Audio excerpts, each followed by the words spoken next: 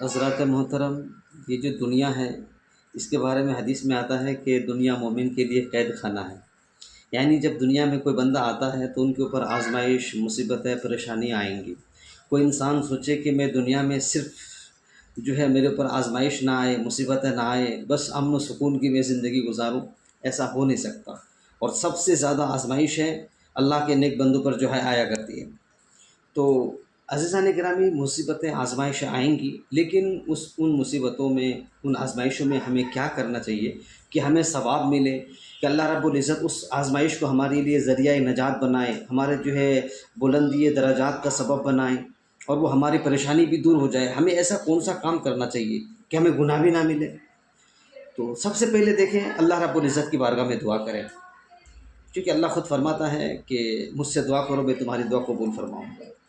دوسری بات، صبر و تحمل سے کام لیا جائے، شکوے شکایت نہ کریں، کیونکہ بخاری شریف کے اندر ہے کہ نبی کریم صلی اللہ تعالی علیہ وسلم نے فرمایا کہ جب اللہ کسی بندے سے بھلائی کا ارادہ فرماتا ہے تو اس کو کسی آزمائش میں، کسی مصیبت میں مبتلا فرما دیتا ہے.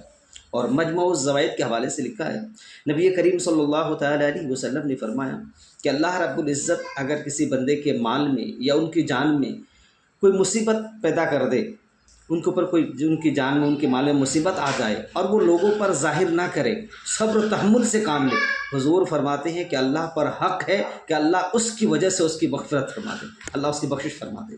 اور ایک روایت میں آتا ہے کہ اگر بندے کے اوپر کوئی مصیبت، آزمائش آئی اور اس نے صبر و تحمل سے کام لیا، اللہ رب العزت بندے کو کوئی مقام و مرتبہ دینا چاہتا ہے، لیکن ان کا کوئی ایسا عمل نہیں ہوتا کہ بندے کو وہ مقام دیا جائے. تو اللہ رب العزت اس کو کسی آزمائش میں، کسی مصیبت میں ڈال دیتا ہے.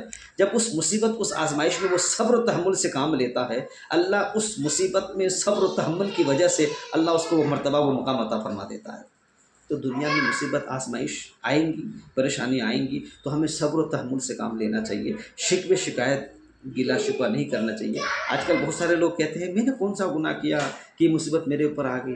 ہم اگر دن بھر کا جائزہ لینا، نہ جانے دن بھر میں کتنی نافرمانیاں کرتے اللہ رب العزت کی. یہ نماز چھوڑنا کوئی گناہ نہیں ہے، جھوٹ بولنا گناہ نہیں ہے.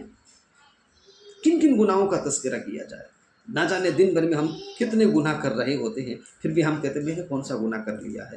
تو اگر ہم چاہتے ہیں کہ ہماری مصیبت ہمارے لیے ذریعہ نجات بنے، ہماری مصیبت ہمارے لیے مغفرت کا سبب بنے، ہماری مصیبت میں یہ مصیبت ہمارے لیے گناہ کا سبب نہ بنے، تو ہمیں سب سے پہلے صبر و تحمل سے کام لینا چاہیے. اللہ کی بارگاہ میں دعا کرنی چاہیے، اپنے گناہوں کو یاد کر کے اللہ کی بارگاہ میں توبہ کرنی چاہیے.